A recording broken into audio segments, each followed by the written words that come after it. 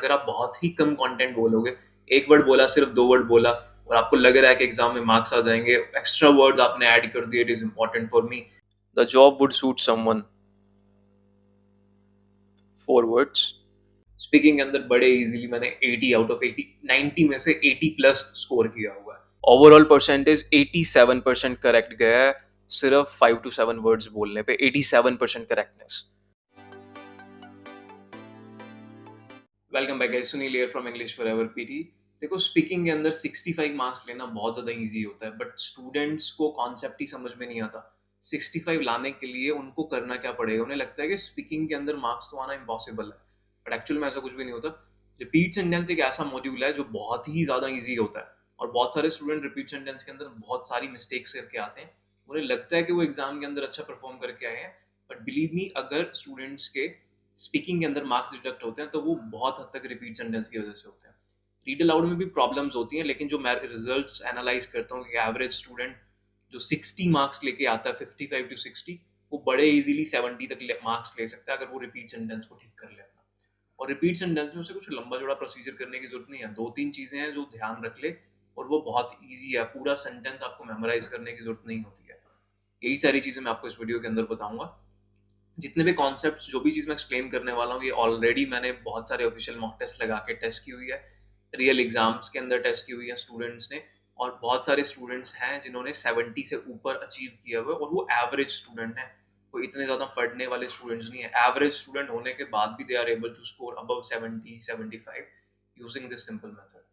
ना, repeat sentence कितने marks contribute करता है, ये बहुत ज़्यादा इंपॉर्टेंट है। देखो, रिपीट सेंटेंस स्पीकिंग के अंदर 30 मार्क्स कंट्रीब्यूट करता है, 1/3 मार्क्स अकेला रिपीट सेंटेंस कंट्रीब्यूट करता है। सबसे ज्यादा इंपॉर्टेंट रीड अलाउड होता है, बट उसके बाद जो नेक्स्ट इंपॉर्टेंट क्वेश्चन है, that is repeat sentence. And listening के अंदर ये नियरली 20 to 25 मार्क्स कंट्रीब्यूट करता है। लिसनिंग के मार्क्स कंटेंट पार्ट से होते हैं। रिपीट सेंटेंस 3 कैटेगरी में मार्क्स को डिस्ट्रीब्यूट करता है: content part, pronunciation part and your fluency part. Content का मार्क्स सारे का सारा जाता है आपके लिसनिंग के अंदर। अगर आप आधा कंटेंट बोल आते हो, 50% वर्ड्स आपने बोल दिए, 10 वर्ड का सेंटेंस आपने 5 वर्ड्स बोल दिए, you will be able to get 2 out of 3 in content. अगर आप 50% से ज्यादा कितना भी बोल लो, अगर आप फुल बोलोगे तब भी जाके आपको 3 में से 3 मिलेगा, जो कि बहुत रेयर होता है। 79 प्लस वाले जो स्टूडेंट्स होते हैं ना, उनको 3 आउट ऑफ 3 लेना जरूरी होता है बहुत सारे क्वेश्चंस के अंदर। बट जिन लोगों का टारगेट 65 ईच है, 60 है, 70 तक कहीं भी है, उनको फुल आउट ऑफ फुल बोलने की जरूरत नहीं होती है। फ्लुएंसी एंड प्रोनाउंसिएशन इंपॉर्टेंट चीजें होती हैं, ये भी कुछ हद तक कंटेंट से लिंक्ड होती हैं। अगर आप बहुत ही कम कंटेंट बोलोगे, एक वर्ड बोला, सिर्फ 2 वर्ड बोला और आपको लग रहा है कि एग्जाम में मार्क्स आ जाएंगे, एक्स्ट्रा वर्ड्स आपने ऐड कर दिए, it is important for me, 1-2 word बोल के और आपको लगता है मार्क्स आएंगे, ऐसा नहीं होता पीटी के अंदर। कंटेंट आपको देना पड़ता है। मैं अभी आपको कुछ क्वेश्चंस लाइव सॉल्व करके भी दिखाऊंगा। कंटेंट इंपॉर्टेंट चीज है, बट उतना ज्यादा इंपॉर्टेंट नहीं है। आपको क्लैरिटी से डिलीवर करनी है सारी चीजें। आपको सिर्फ 50% ऑफ द कंटेंट पे ही ध्यान देना है। 6 to 7 वर्ड्स आपको बोलने हैं। स्टूडेंट्स क्या करते हैं, पूरा सुन लिया रिपीट सेंटेंस, पूरा बोलने की तैयारी करते हैं वो। एक एवरेज स्टूडेंट पूरा सेंटेंस कभी भी नहीं बोल सकता। जब तक आपको वो सेंटेंस का मीनिंग अंडरस्टैंड नहीं होगा ना, आप पूरा सेंटेंस बोल ही नहीं सकते। आप सिर्फ वही सेंटेंस को पूरा बोल पाओगे जो सेंटेंस आपने 2, 4, 5 बार पहले कहीं क्वेश्चन में रिपीट हुआ है, कहीं आपने सुना हुआ है। जो सेंटेंस एग्जाम के अंदर नया है, फर्स्ट टाइम आप सुन रहे हो, आपको लगता है पूरा बोलोगे, नहीं हो पाएगा। कभी कभी तो हम लोग भी कोई सेंटेंस लेंदी आ जाता है, हमसे भी नहीं बोला जाता, जबकि हम ऑलरेडी 90 आउट ऑफ 90 ले चुके हैं एग्जाम्स के अंदर, फिर भी 1-2 सेंटेंस के अंदर मिस हो जाता है। तो आप लोग, जो एक एवरेज स्टूडेंट है, वो बहुत ज्यादा कंटेंट मिस करने वाला है अगर वो पूरा सुन के आता है। मैं स्टूडेंट को सजेस्ट करता हूँ कि फोकस करो 5, 6, 7 वर्ड्स के ऊपर। जिसको थोड़े अच्छे मार्क्स चाहिए, 70 प्लस जाना है, आप 7 to 8 वर्ड्स के ऊपर फोकस करो, उनको क्लैरिटी से डिलीवर कर दो। अभी मैं कुछ क्वेश्चंस आपको करके भी दिखाऊंगा सेम कॉन्सेप्ट के ऊपर, और यही सजेशन मैं अपने स्टूडेंट्स को भी देता हूँ। यही सेम चीज मैं ऑलरेडी मॉक टेस्ट के अंदर, ऑफिशियल मॉक टेस्ट के अंदर परफॉर्म भी कर चुका हूँ। स्पीकिंग के अंदर बड़े इजीली मैंने 80 आउट ऑफ 80, 90 में से 80 प्लस स्कोर किया हुआ है। ये कई बार मैंने टेस्ट किया हुआ है एक्चुअल ऑफिशियल मॉक टेस्ट के अंदर, और स्टूडेंट्स को भी यही सजेस्ट करता हूँ ना। 5 to 7 वर्ड्स में बोल रहा हूँ कि एवरेज स्टूडेंट के लिए क्लियरली डिलीवर कर दो। इसके ऊपर बेस में आपको क्वेश्चन अब करके दिखाता हूँ। ओके, ये एक वेबसाइट मैंने ओपन कर ली है, ठीक है। हमें जाना है मॉक टेस्ट के अंदर। यहाँ पे हमें सेक्शन क्वेश्चन वाइज टेस्ट मिलेंगे। I will select repeat sentence RS। इसमें हमें 5 to 6 क्वेश्चंस मिल जाएंगे, मैं कंटिन्यूटी के अंदर आपको सॉल्व करके दिखाऊंगा 5 to 6 क्वेश्चंस लगातार। ये लो, ये क्वेश्चन मैंने पुल कर लिया।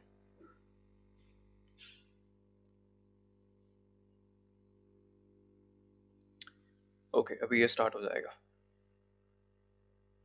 The ending of the story was entirely unpredictable. The ending of the story was good. सिर्फ 4 वर्ड्स बोले थे। The job would suit someone with a business background. The job would suit someone. 4 words।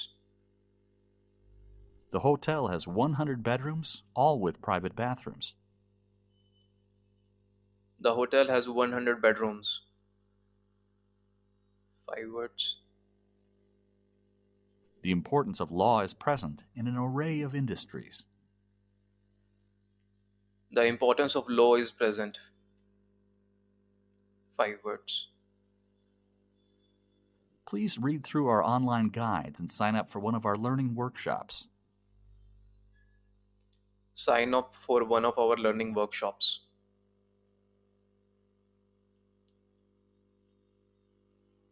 इसके अंदर थोड़ा सा लेंदी मैंने बोला था।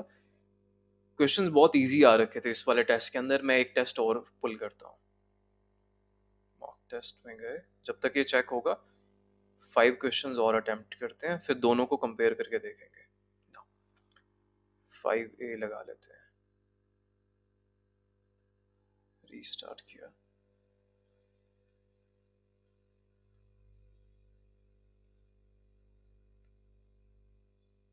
Okay, again half of the content, ठीक है। Feelings of nerves are common to all university freshers. Feelings of nerves are common. Fast नहीं बोलना, नॉर्मल स्पीड से बोलो, तेज बोलने की जरूरत नहीं Extra seminars will be scheduled to assist you with revision. है। Extra seminars will be scheduled. 5 words। Having a shower before going to bed can help you sleep. Having a shower before going to bed। 7 words। Fatigue is a factor in a significant proportion of road accidents. Fatigue is a factor in road accidents। There is disagreement among researchers about why we dream. There is disagreement among researchers। पीछे का पूरा miss कर दिया। About why we dream। Students क्या करेंगे, dream बोलने के चक्कर में पीछे मिस करेंगे। आप अगर पीछे के 2 वर्ड आपको लग रहा है ना, आप कैप्चर कर लोगे, इजी है, मैं बोल लूंगा, आगे का कुछ ना कुछ मिस हो जाएगा। क्योंकि स्टूडेंट की कैपेसिटी नहीं होती है 5 6 7 वर्ड से ज़्यादा बोलने की, एक एवरेज स्टूडेंट की। उससे ज़्यादा बोलने के लिए या तो वो क्वेश्चन आपने पहले अटेम्प्ट किया हो, कहीं ना कहीं पे देखा हो, 2 4 5 बार समझा हो उसको, या फिर जो स्टूडेंट उसका मीनिंग अंडरस्टैंड कर लेते हैं वो उसको एज इट इज़ रिपीट करने में केपेबल होते हैं। जैसे हम लोग क्या करते हैं एग्जाम में, उसका मीनिंग अंडरस्टैंड करने की ट्राई करते हैं, तब जाके हम पूरे का पूरा repeat sentence as it is deliver कर पाते हैं। आप लोगों को 60 65 के लिए 60 65 70 प्लस भी आ सकता है बड़े इजीली, अगर आप ये सेम स्ट्रेटजी फॉलो करोगे। देखो ये चेक हो चुके हैं। एक बार यहाँ पे मैं आपको क्वेश्चंस दिखा देता हूँ। देखो फर्स्ट में मुझे मिला 72। The ending of the story was good. The ending of the story was तक बोला मैंने, 6 वर्ड्स थे, पीछे मैंने एक्स्ट्रा वर्ड गुड ऐड कर दिया सिर्फ सेंटेंस को फिनिश करने के लिए। The job would suit someone, सिर्फ 5 वर्ड्स बोले हुए हैं, 9 वर्ड्स थे in total. The job would suit someone. Real exam के अंदर भी ऐसा ही होगा। बट स्टूडेंट्स को मैं ये रिक्वेस्ट करूंगा, देखो अगर आपके मॉक में आप ऐसा करने के केपेबल नहीं हो पा रहे हो ना, रियल एग्जाम में भी नहीं कर पाओगे आप। वहाँ पे ज़्यादा नर्वसनेस होती है। स्टूडेंट्स को लगता है हम एग्जाम में जाएंगे ऐसा बोल के आ जाएंगे, और वो आने के बाद बताते भी हैं बहुत सारे बच्चे कि हम ऐसा करके आए हैं। बट अगर आप उनके मॉक टेस्ट एनालाइज करो, मॉक टेस्ट में कभी भी उन्होंने ऐसा बोला ही नहीं होता। एक ग्रुप में आपको वर्ड्स पिक करने हैं बेसिकली। आप 2 3 वर्ड आगे से, 1 2 वर्ड बीच में से, 1 2 वर्ड लास्ट में से, ऐसे टूटे फूटे टुकड़ों के अंदर वर्ड्स ऐड करके पीटी को दोगे, मार्क्स नहीं आएंगे आने वाले रियल एग्जाम में। फिर चाहे आपने 50% भी बोला हो, बट वो टुकड़ों में दिया हुआ है, मार्क्स नहीं देगा, बहुत ज़्यादा कम मार्क्स देगा वो आपको। 83 the hotel has 100 bedrooms. Again first half मैंने बोला हुआ है, 60% कॉन्टेंट होगा, ये 10 वर्ड्स थे। 67 the importance of law is present, 6 words बोले थे, इसमें कम मार्क्स दिए हैं इसने। नेक्स्ट में 78, अगेन सब में मैंने कम कम ही बोला हुआ है, पूरा बोलने की जरूरत आपको नहीं होती है। आप ग्रुप में वर्ड्स को पिक करो, 6, 7, 8 वर्ड, अब 8 वर्ड भी मुश्किल होता है स्टूडेंट्स के लिए पिक करना, 5 to 7 वर्ड्स पिक करो आप, बट इसकी प्रैक्टिस करो। पर स्टूडेंट प्रैक्टिस के टाइम पे क्या प्रॉब्लम फेस करते हैं, वो सोचते तो हैं कि हम करेंगे पिक फर्स्ट हाफ, बट वो हो नहीं पाता उनसे, फिर पीछे ध्यान चला जाता है, फिर पीछे ध्यान चला जाता है। आपको यही खुद को फोकस करना है, या तो तुम फर्स्ट हाफ पे फोकस कर लो, या फिर लास्ट के जो वर्ड्स हैं, जैसे इस वाले सेंटेंस के अंदर आप ये भी बोल सकते हो खाली, sign up for one of our learning workshops, ये पीछे पीछे का बोल दो, सिर्फ इतना भी बोला हो, one of our learning workshops. Listening में थोड़े से कम मार्क्स जाएंगे आपके, बट स्पीकिंग के अंदर आपको अच्छे मार्क्स मिल सकते हैं। कंटेंट उतना मैटर नहीं करेगा जितना आप सोचते हो।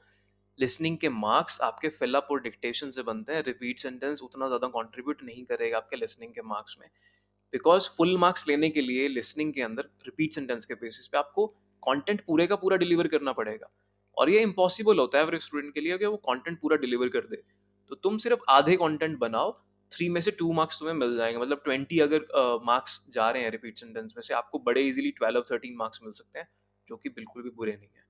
आप कंटेंट में 1 मार्क लेने के चक्कर में फ्लुएंसी और प्रोनाउंसिएशन ड्रॉप कर लेते हो अपनी, ये प्रॉब्लम होती है। और दूसरी चीज स्टूडेंट क्या फेस करते हैं, प्रोनाउंसिएशन वो ठीक नहीं बोल के आते हैं।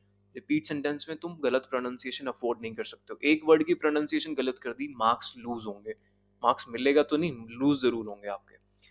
अगेन देखो, endings of nerves are common, starting के 5 वर्ड्स मैंने बोले हुए हैं सिर्फ। Feelings of nerves are common, feelings of nerves are common, ठीक है। ओवरऑल परसेंटेज 87% करेक्ट गया है, सिर्फ 5 to 7 वर्ड्स बोलने पे 87% करेक्टनेस। नेक्स्ट क्वेश्चन, इसमें कम मिला है थोड़ा सा। Extra seminars will be scheduled, extra seminar will be scheduled. 79, almost 80 है ये भी, 83 है ये भी, ठीक है। There is disagreement among researchers, इसमें भी मैंने 5 वर्ड्स बोले थे स्टार्टिंग के सिर्फ। There is disagreement among researchers, ठीक है।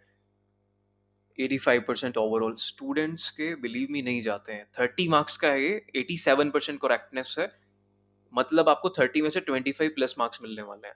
अगर आपको इतने मार्क्स मिल जाते हैं ना, 65 अचीव करना, 65 प्लस स्कोर करना बहुत ज़्यादा ईजी हो जाएगा आपके लिए। रिपीट सेंटेंस को इसी तरीके से करो, उनको 2-2, 3-3 करके टुकड़ों में मत बोलो, एक जगह से एक ग्रुप में से पिक कर लो वर्ड्स को। Feelings of nerves are common, ठीक है, या फिर common to all university freshers, पीछे का बोल दो आप, लास्ट हाफ बोल दो, स्टार्टिंग का हाफ बोल दो, 5, 6, 7 वर्ड्स। 6 to 7 वर्ड्स पे आप सेफ साइड में होते हो, क्योंकि एवरेज जो क्वेश्चंस आते हैं ना रियल एग्जाम के अंदर, 10-12 वर्ड्स के आसपास के नॉर्मल क्वेश्चंस रहते हैं। 1-2 क्वेश्चन लेंथी भी होता है, 1-2 क्वेश्चन छोटा भी होता है। एवरेज जो लेंथ होती है 10 के आसपास की होती है। 10 में से अगर आप 6 वर्ड्स बोल देते हो, आप बहुत सारे क्वेश्चन में सेफ साइड पे रहोगे। लिसनिंग का कंटेंट भी अच्छा जाएगा आपका, स्पीकिंग के मार्क्स भी अच्छे जाने वाले हैं बड़े आसानी से। आई होप ये कॉन्सेप्ट आप लोगों को समझ में आया हो। देखो, कंटेंट 5-7 वर्ड्स के साथ साथ आपको एक चीज और ध्यान में रखनी है, वो चीज क्या है कि प्रोनाउंसिएशन। आपको गलत प्रोनाउंसिएशन नहीं बोलनी है। वो वर्ड आपको नहीं आता, आपको पता चल गया कि आप बोल नहीं पाओगे, जबरदस्ती नहीं है, उस वर्ड को छोड़ दो वहां पे। वो वर्ड आपके मार्क्स डिडक्ट करवा देगा। एक वर्ड रिपीट सेंटेंस में आप 6-7 वर्ड बोल रहे हो, उसके अंदर भी एक वर्ड आपने गलत कर दिया, प्रोनाउंसिएशन डाउन आ जाएगी आपकी। रियल एग्जाम का बात बता रहा हूं मैं, एक एक वर्ड बहुत मैटर करता है। जितना समझ में आ रहा है और जितना क्लियरली बोल सकते हो सिर्फ उतना ही बोलो, गलत वर्ड बिल्कुल भी नहीं बोलना।